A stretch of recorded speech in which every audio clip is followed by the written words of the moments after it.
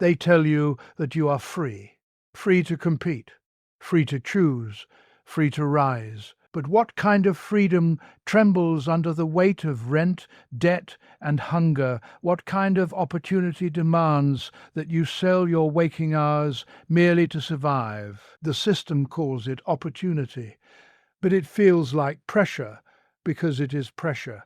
It is the invisible hand not lifting you up, but pressing you down. In the pages of Capital, I revealed that what appears as voluntary exchange between worker and employer is in truth a relation of domination.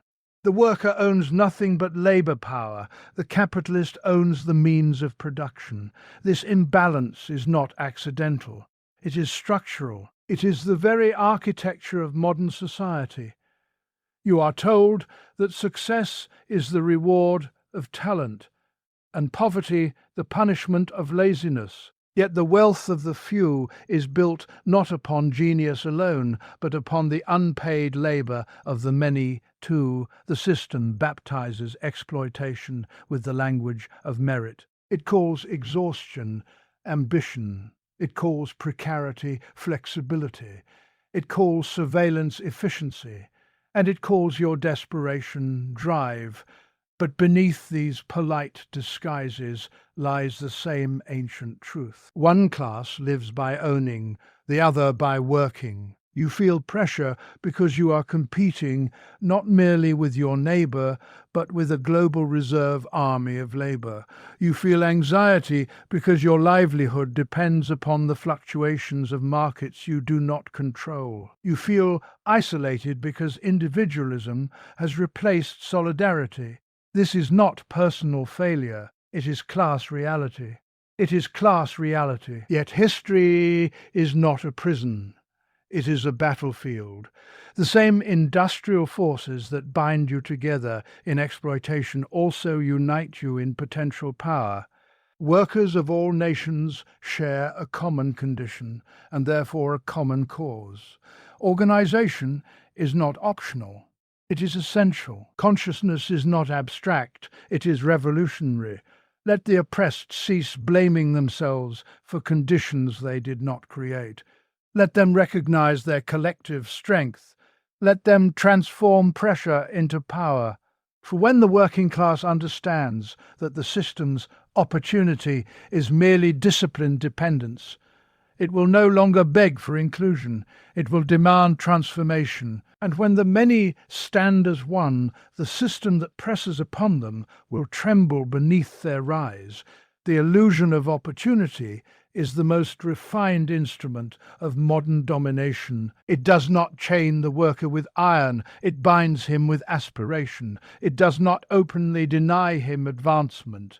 It promises it endlessly, conditionally, perpetually deferred. The laborer is told that the path upward is open to all, that diligence and discipline are the only passports required. Yet beneath this polished narrative lies a structure that depends not on universal assent, but on permanent hierarchy. For if all were to rise, who would remain to labor? What is presented as opportunity is in truth the necessity to compete for survival. The worker does not enter the marketplace as an equal participant in a fair exchange. He enters as one dispossessed of the means of life. He owns no factory, no land, no machinery. His only commodity is his labor power, and this he must sell daily in order to live. The capitalist, in contrast, commands accumulated wealth, inherited infrastructure, and the authority of law. Their agreement is proclaimed free because it is not conducted at gunpoint. Yet the coercion is embedded in material reality itself. Refuse to sell your labor and you face hunger. Accept the terms and you surrender control over your productive life. The ideology of opportunity conceals this coercion by individualizing success and failure. When one worker ascends, his story is magnified as proof of possibility. When thousands remain stagnant, their condition is attributed to insufficient effort. Structural constraints vanish behind moral judgment. The system insists that the ladder is available to all, while quietly removing its rungs for the majority. It glorifies the exceptional case in order to obscure the statistical norm.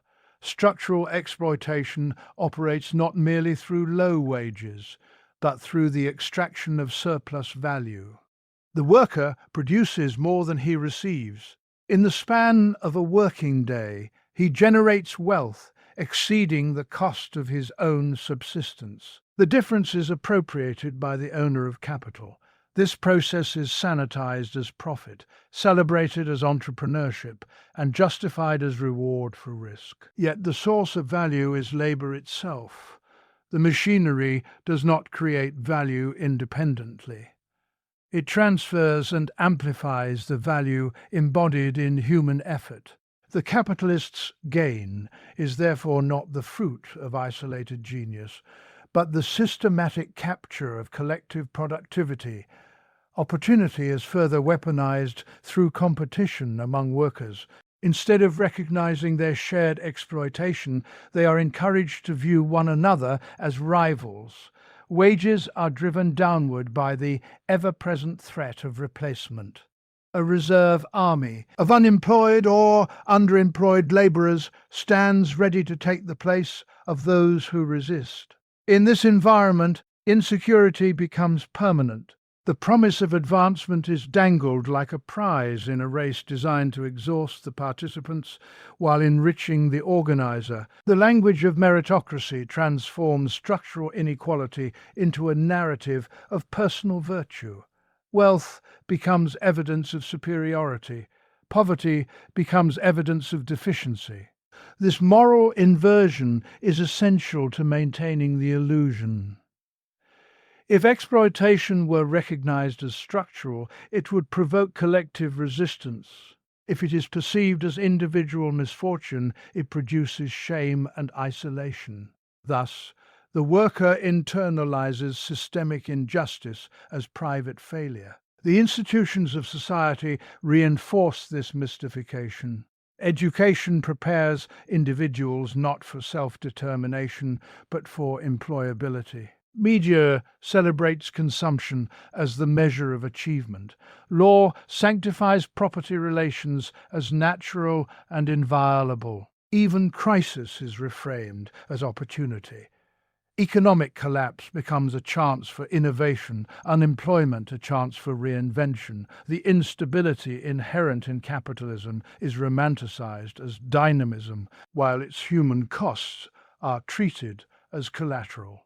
Under such conditions, the worker is compelled to discipline himself. He must constantly upgrade his skills, extend his availability, brand his personality, and commodify his time. Rest becomes guilt, leisure becomes inefficiency. The pressure is internalized until exploitation appears self-imposed. The system no longer needs overt force when the individual polices his own productivity in pursuit of elusive advancement. Yet the contradiction remains. If opportunity were truly universal, structural poverty would not persist across generations. If markets rewarded merit alone, inherited wealth would not dominate economic life. If competition ensured fairness, monopolies would not consolidate power. The persistence of inequality reveals that exploitation is not an aberration, but a requirement of the system's functioning. Capital accumulates through concentration, not dispersion. Prosperity for the few is sustained by precariousness for the many. Thus the illusion operates as both promise and threat. It promises ascent while threatening exclusion. It offers mobility while enforcing dependency. It persuades the worker to defend the very arrangements that confine him because he imagines himself a future beneficiary rather than a present subject of exploitation. In this way, structural domination is reproduced not only through economic mechanisms but through belief itself, embedding itself in consciousness and daily practice, shaping aspirations, fears, and identities within the very relations that bind them. Wage labor under capitalism is not merely an economic arrangement. It is a system of organized pressure, calibrated with precision and sustained through necessity. It presents itself as a contract between equals, a voluntary exchange of labor for compensation, yet this apparent symmetry conceals a deeper imbalance. One party owns the means by which life is sustained: factories, technology, land, capital, while the other owns only the capacity to work. The worker must sell this capacity in order to live. The choice is not between work and leisure, but between work and deprivation. This is the silent compulsion at the heart of wage labor. The pressure begins with dispossession. In earlier epochs, individuals might have had direct access to land or tools sufficient for subsistence. Under capitalism, these means are consolidated into private hands. The majority are separated from independent production and compelled to enter the labor market. Survival becomes conditional upon securing employment, and employment becomes conditional upon meeting the demands of those who control production. The labor contract appears free because it lacks visible chains, yet the material conditions surrounding it leave little genuine alternative. Once inside the workplace, the worker encounters a regime structured for efficiency and accumulation. Time is measured, segmented, optimized. Productivity is quantified and compared.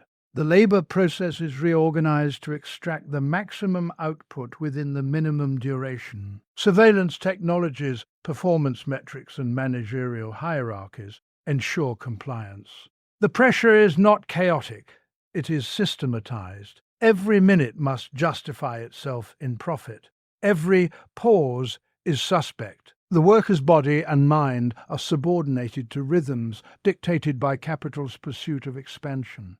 Wage labor generates surplus value by extending the working day or intensifying the labor performed within it. The worker produces value equivalent to his wage in a portion of the day, yet continues to labor beyond that point, generating additional value appropriated by the employer. This surplus is the foundation of profit. The pressure to increase it is constant, because competition among capitalists demands perpetual growth. If one firm fails to reduce costs or raise productivity, it risks being overtaken by another. Thus, the capitalist exerts pressure on the worker not solely from personal greed, but from systemic compulsion. Exploitation is embedded in competition itself. The labor market reinforces this pressure through insecurity. Employment is rarely guaranteed. It is contingent, precarious, subject to fluctuations in demand. The existence of unemployed or underemployed workers creates a reserve pool that disciplines those currently employed. Fear of replacement tempers resistance. Demands for higher wages or improved conditions are restrained by the knowledge that others stand ready to accept less. The pressure is therefore both direct and indirect. Direct in the intensity of work, indirect in the insecurity that shadows it. Mere ideology transforms this condition into a narrative of personal responsibility. Workers are told to enhance their skills, to remain adaptable, to treat themselves as entrepreneurs of their own labor power. Instability becomes an opportunity for self-improvement. In this way, systemic pressure is internalized. The individual blames himself for exhaustion, stagnation, or dismissal rather than recognizing the structural forces at play.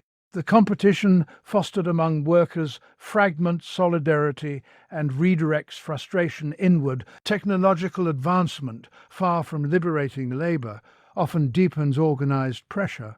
Machinery increases productivity, enabling greater output with fewer workers. Those displaced join the reserve army, intensifying competition for remaining positions. Those retained must match the accelerated pace set by machines. Automation promises efficiency, but under capitalist relations, it frequently results in heightened exploitation and insecurity rather than collective benefit. The wage itself operates as both compensation and control. It sustains the worker just enough to return the next day, yet rarely enough to escape dependency. Debt further entrenches this condition. Housing, education, healthcare, and basic consumption often require credit, binding the worker's future income. To present obligations. The need to service debt narrows the margin for dissent.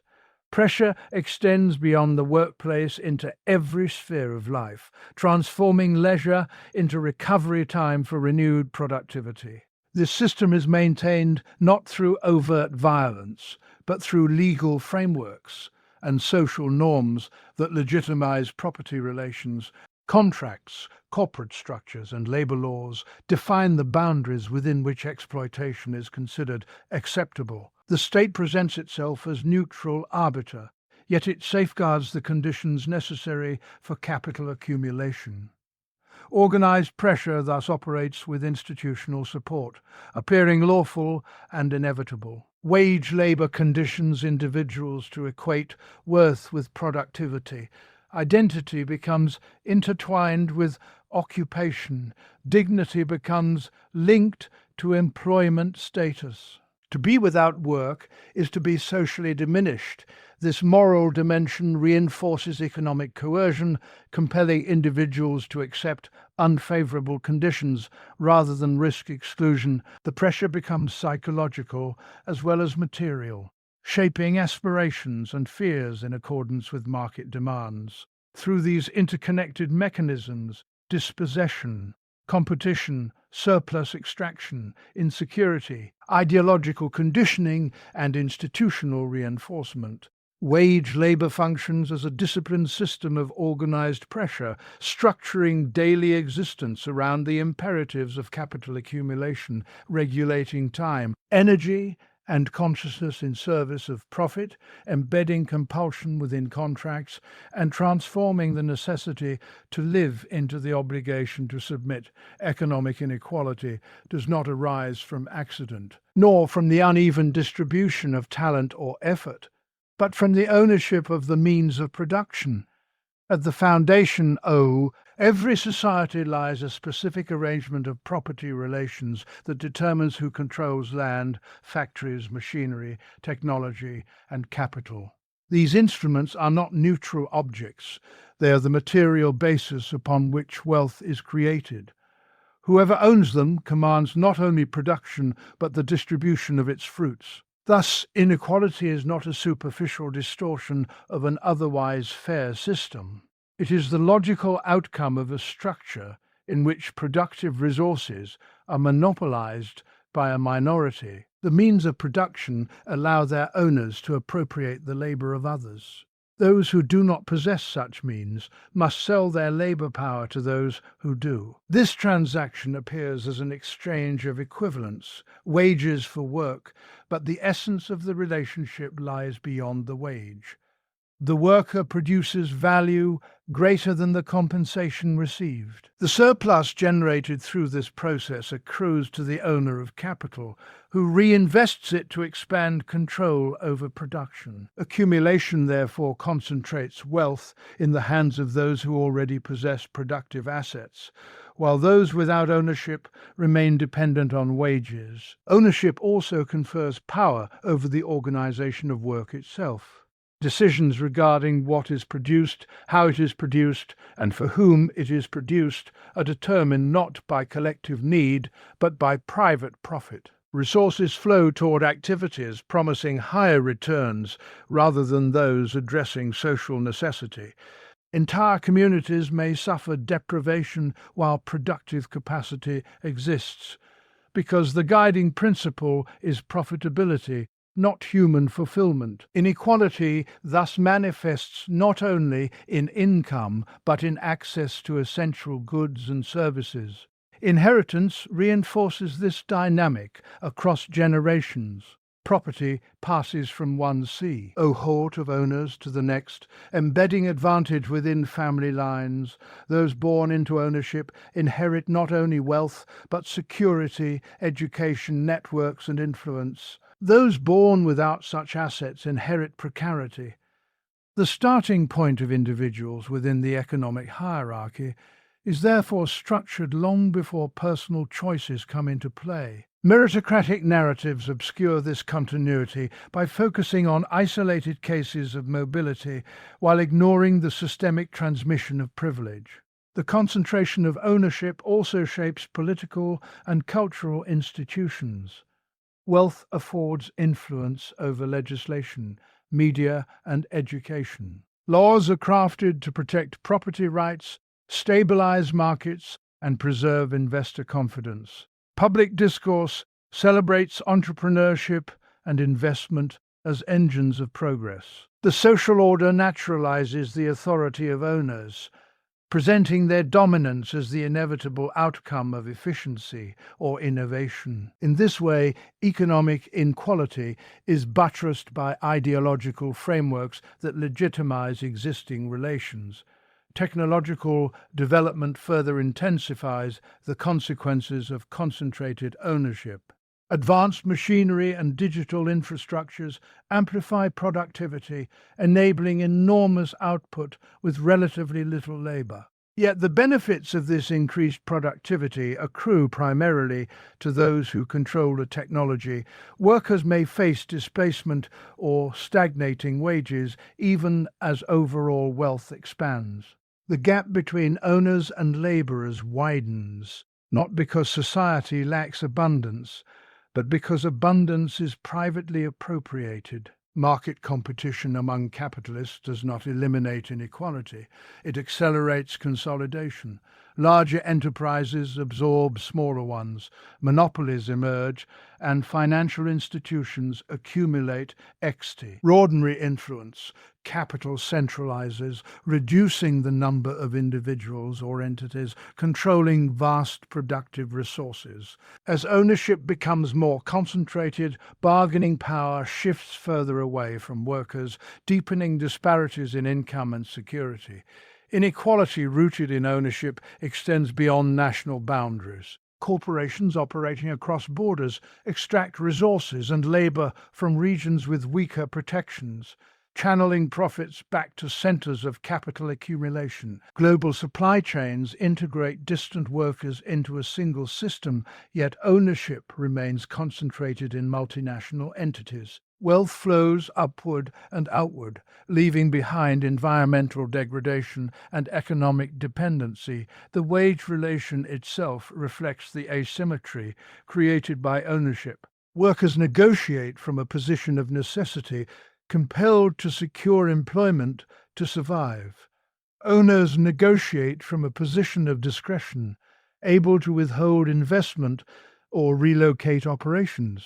This imbalance shapes the distribution of income long before any individual contract is signed. Structural power determines outcomes more decisively than isolated acts of negotiation. Economic crises reveal the underlying structure with particular clarity. When markets contract, workers face layoffs and austerity, while owners often receive state support to preserve financial stability. Losses are socialized, gains privatized. The priority remains the preservation of property relations, even at the expense of widespread hardship.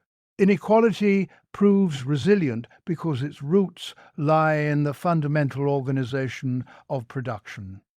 To attribute inequality to personal shortcomings is to ignore the architecture that channels value upward. So long as the means of production remain privately owned and operate, for-profit wealth will accumulate where ownership resides. Labor will continue to generate value that it does not fully command. Opportunities will be filtered through property relations, and security will remain contingent upon access to assets rather than contribution to collective well-being. reproducing disparities through cycles of accumulation, inheritance, and institutional reinforcement. Embedded within the very structure of economic life, individual struggle under capitalism is persistently framed as a matter of character, discipline, or ambition. When a worker cannot secure stable employment, when wages fail to meet the rising cost of living, when exhaustion replaces aspiration, society directs the gaze inward. It asks what deficiency resides within the individual rather than what contradiction exists within the system. Yet the recurring patterns of hardship across millions of lives cannot be explained by personal inadequacy. They are symptoms of a class condition structured by the organization of production and the distribution of power. In a society divided between those who own the means of production and those who must sell their labor, insecurity is not incidental. It is functional. The worker's dependence on wages places survival at the mercy of market fluctuations. Factories close, companies relocate, technologies displace entire professions, and the individual is told to adapt, retrain, or relocate. This instability is presented as the natural rhythm of progress, but for the working class it becomes a constant background pressure. The anxiety of unemployment, the fear of illness without adequate care, the burden of debt, these are not isolated misfortunes. They are structural features of a system that prioritizes profit over stability. The ideology of meritocracy intensifies this misrecognition. From early education onward, individuals are instructed to believe that success corresponds directly to effort. Achievement is celebrated as proof of virtue. Poverty is interpreted as evidence of insufficient drive. This narrative obscures the material conditions shaping outcomes. Access to quality education, secure housing, healthcare, and professional networks is unevenly distributed long before personal determination enters the equation. The child of wealth begins the race far ahead of the child of labor, yet both are told that the finish line reflects merit alone. Wage labor reinforces this dynamic by isolating workers from one another. Each must compete for employment, promotion, and recognition. Performance metrics transform cooperation into rivalry. When advancement is scarce, colleagues become competitors.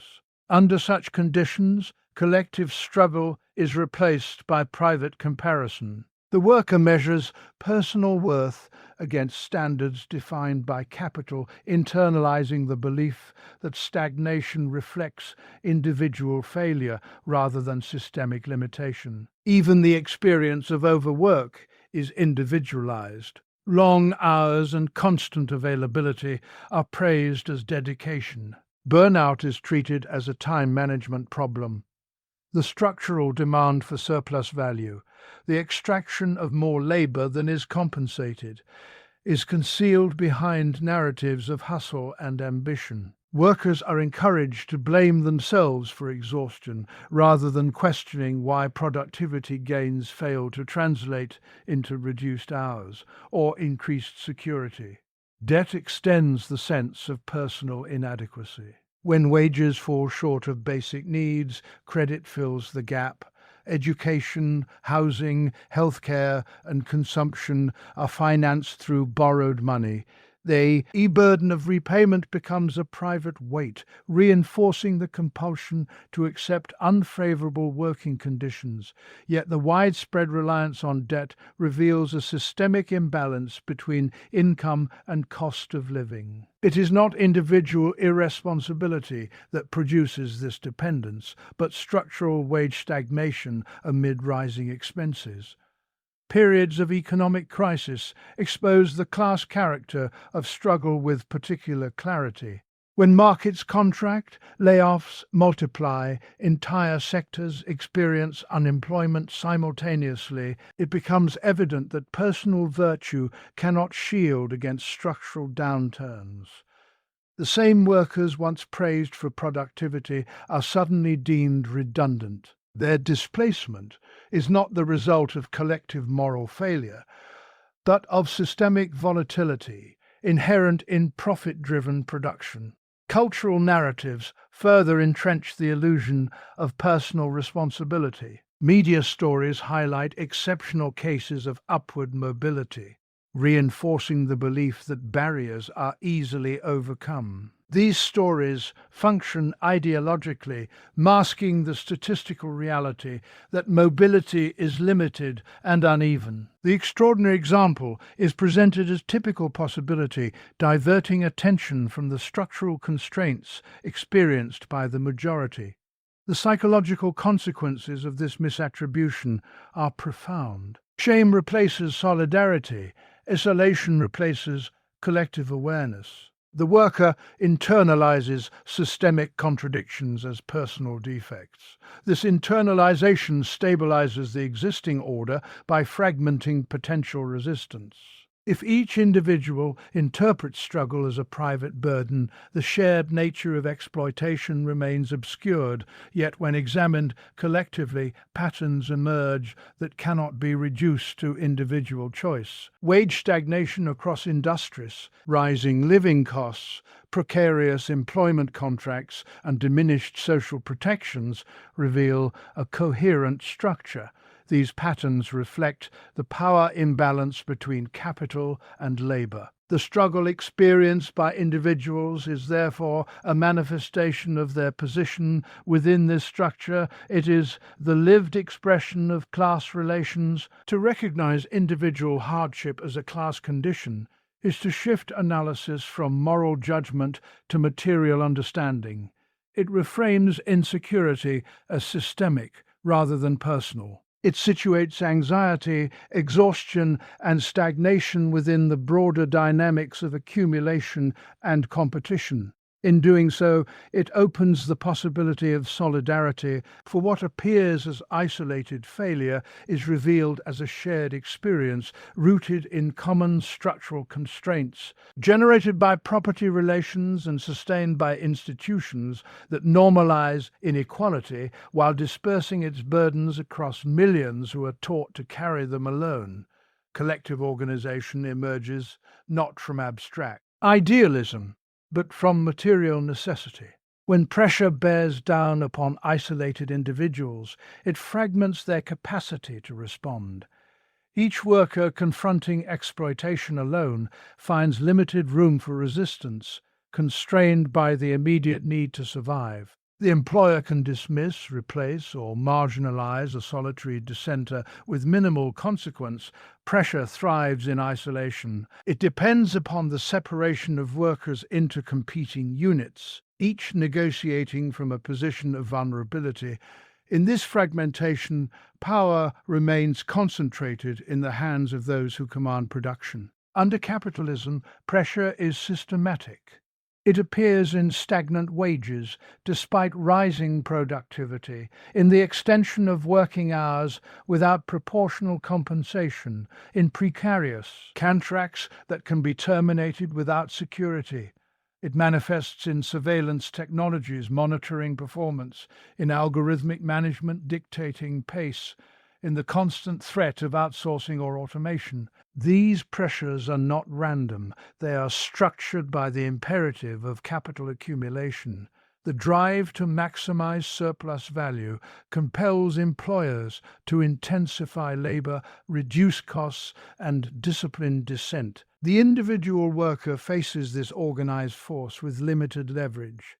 Collective organization transforms this equation by altering the balance of power. When workers unite, they cease to function merely as sellers of individual labor power and become a coordinated force capable of negotiation. A strike, for example, suspends production collectively, interrupting the flow of profit. What is powerless in isolation becomes potent in unity. The employer's authority depends upon continuous labor. When that continuity is withdrawn by many rather than one, pressure begins to shift. This transformation is not purely economic, but also psychological and political. Organization cultivates class consciousness. Workers recognize that their grievances are not unique misfortunes, but shared conditions rooted in common structural relations. The narrative of personal failure dissolves in the recognition of collective experience. Solidarity replaces shame, discussion replaces isolation. Through assemblies, unions, councils, and associations, individuals articulated demands that reflect collective needs rather than private anxieties. Collective organization also counters the competitive logic imposed by the labor market. Capitalism encourages workers to view one another as rivals for scarce opportunities. Wages are negotiated individually, promotions awarded selectively. And contracts renewed conditionally. Organization disrupts this fragmentation by establishing common standards. Collective bargaining equalizes conditions across workers, preventing employers from exploiting differences to suppress wages or divide the workforce. Unity undermines the reserve army's disciplinary function by strengthening mutual commitment. Historically significant improvements in working conditions have arisen not from benevolence, but from organized struggle. The reduction of working hours, the establishment of safety regulations, the recognition of labor rights, these developments were achieved through collective action. They demonstrate that power concedes not from moral persuasion alone, but from coordinated pressure. Organization translates shared grievances into structured demands backed by the capacity to disrupt production. The path from pressure to power requires more than spontaneous protest. It demands durable structures capable of sustained action. Institutions of collective representation provide continuity beyond moments of crisis. They educate members about legal frameworks, economic conditions, and strategic options. They coordinate across industries and regions, recognizing that capital operates on scales that exceed the local workplace. International solidarity responds to globalized production, linking workers across borders who share the same employers and supply chains. Collective organization also challenges the ideological foundations of exploitation. It exposes the myth that markets alone determine outcomes. When workers negotiate collectively, they reveal that wages and conditions are products of struggle rather than natural laws. This awareness weakens the aura of inevitability surrounding inequality. It demonstrates that what appears fixed can be contested. Power generated through organization is not merely reactive, it possesses transformative potential. By asserting collective control over labor, workers question the broader structure of ownership that concentrates decision-making authority. If those who produce wealth can coordinate their activity to defend their interests, they can also imagine coordinating production itself in accordance with social need rather than private profit. Organization thus becomes a school of democracy within the economic sphere, cultivating the skills and consciousness necessary for deeper structural change. The transition from pressure to power is neither automatic nor uniform. It requires commitment, trust, and perseverance. Employers may resist through legal maneuvering, propaganda, or repression. Yet every instance of successful solidarity alters expectations. It redefines what workers believe possible. The experience of collective strength erodes the sense of inevitability that sustains submission. Through unity, dispersed individuals become a conscious class capable of shaping conditions rather than merely enduring them. Pressure that once isolated becomes the impetus for connection. Exploitation that once appeared as private misfortune becomes recognized as shared circumstance. In organized association, workers discover that their labor, which sustains society, grants them leverage when exercised collectively, converting dependency into coordinated strength, transforming vulnerability into agency. and reconfiguring the relations that once confined them within structures designed to extract their effort without their consent. What they have named opportunity is a structure built upon your compliance. What they have praised as freedom is dependence disciplined by necessity. What they have described as personal struggle is the lived expression of class domination. The pressure you feel is not a flaw in your character. It is the weight of a system that requires your labor while denying your power. But history is not written by systems alone. It is written by those who recognize their condition and refuse to accept it as destiny. When workers see that their exhaustion is shared, that their insecurity is organized, that their inequality is constructed, the illusion begins to fracture. And when illusion fractures, consciousness awakens. From that awakening emerges solidarity. From solidarity emerges organization. And from organization emerges the capacity to confront concentrated ownership with collective strength. The same hands that build the factories, operate the machines, code the systems, transport the goods, and sustain the services possess the latent power to reshape them. Let the working class cease measuring itself by standards designed to diminish it. Let it recognize that it produces the wealth of society and therefore has the right to govern its direction. Let it transform pressure into resistance, resistance into unity, and unity into structural change. For when those who create the world claim authority over it, the foundations of exploitation begin to tremble, and a new order rooted not in private accumulation, but in collective dignity, S within reach, R within reach,